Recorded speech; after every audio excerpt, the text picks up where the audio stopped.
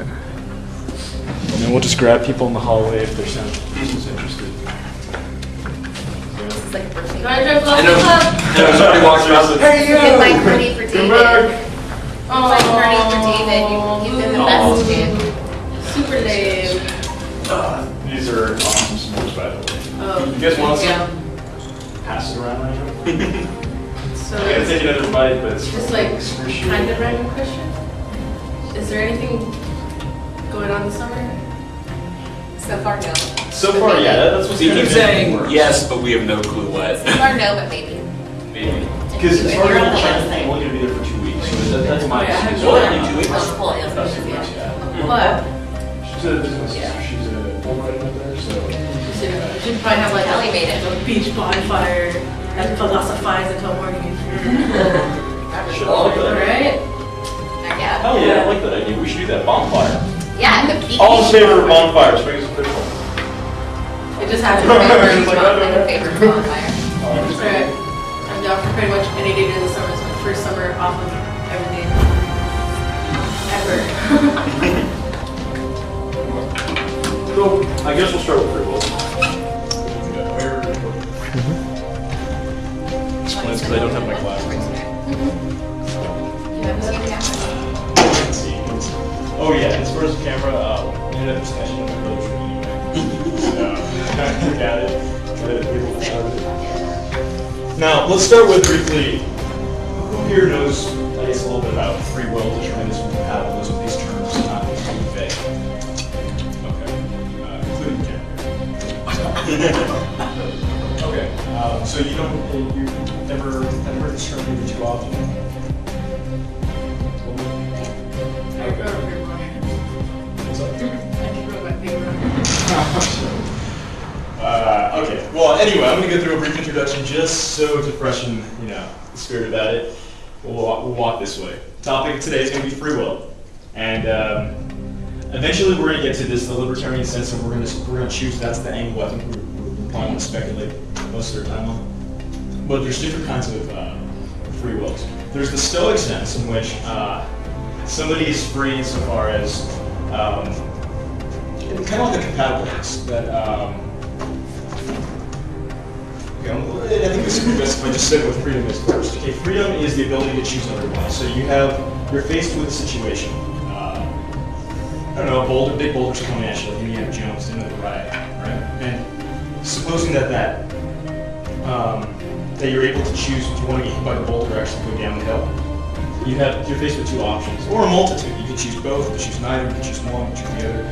You're given a choice. Compatibilism would be like internal and external factors. Same ride, Indiana Jones. You're carried through the tracks, and the tracks is like, it's inevitable that you're going to one destination, unless of course you actually jump out, it's supposedly you don't jump out. Then you naturally be going through emotions, but you would have still internal freedoms to think those such things like jumping out, or closing your eyes, or I don't know, taking your mind to a happy place, roll out joint or something, and then just really get lost in that. But you're able to do all these sorts of internal things, while the external factors leading you inevitably one way. The Stoics is kind of this crude idea of compatibilism. So just to kind of give us some, I guess, some heading about other people that understand that.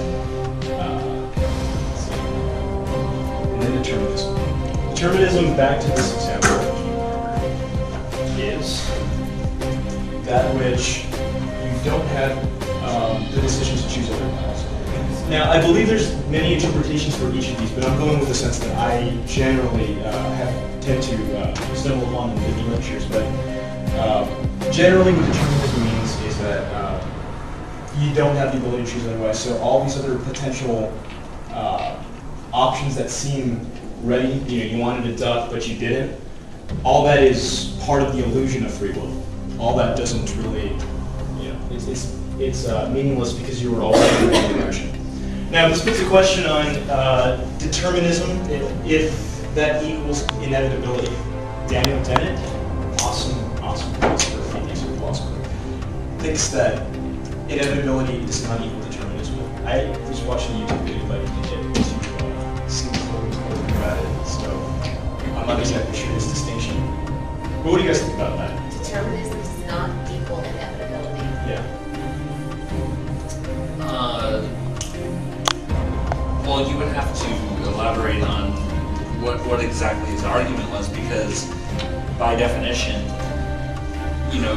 determinism means, whatever outcome is to occur was initially inevitable by the very definition. So unless there's some argument to go around to convince me otherwise, he's just flat out wrong. Okay, so then you want more, I guess, scrupulous parse definitions of see it. Well, what's his argument? What is he saying? Because, ultimately determinism means the outcome of your life is inevitable because it was pre-causally determined.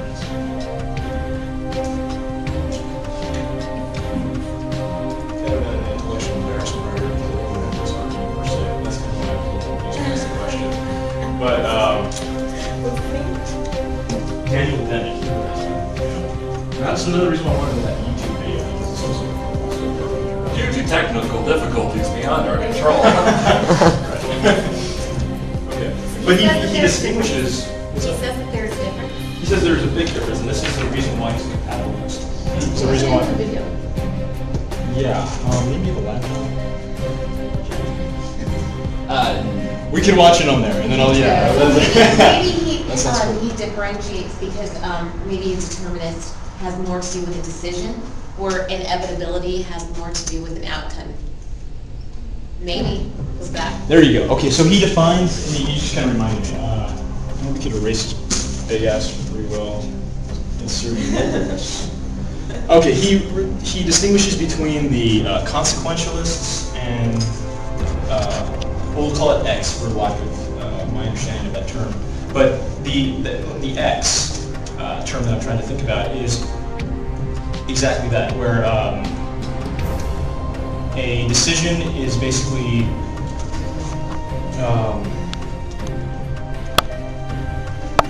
retribution is basically the name of this definition, that we hold actions accountable because of the, I guess, process it took to come to that one action. These are,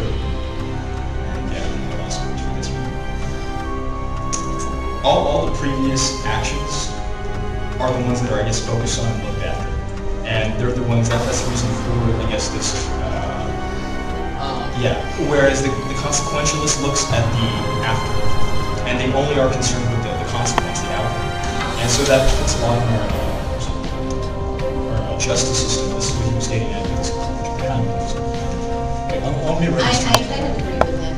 It kind of reminds me of Chris and myself going back and forth. He was just saying that I said that I would choose to kill the person that murdered my daughter, and because I would choose to kill them, it could have turned out any other way.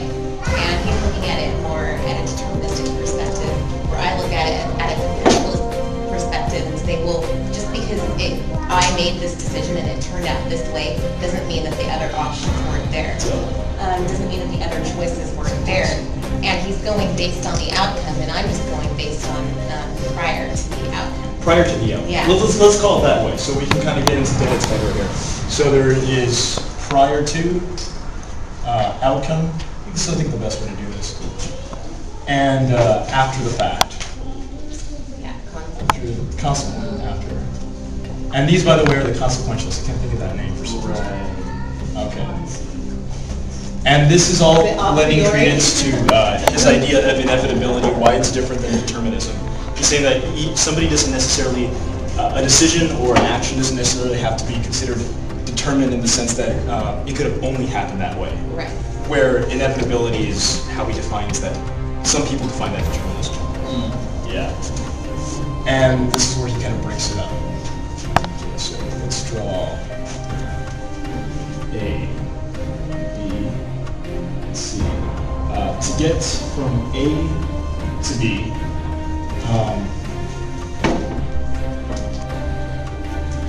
do you guys want to get on the board too? Yeah, I think I'll I grab a have a marker. Let's do this.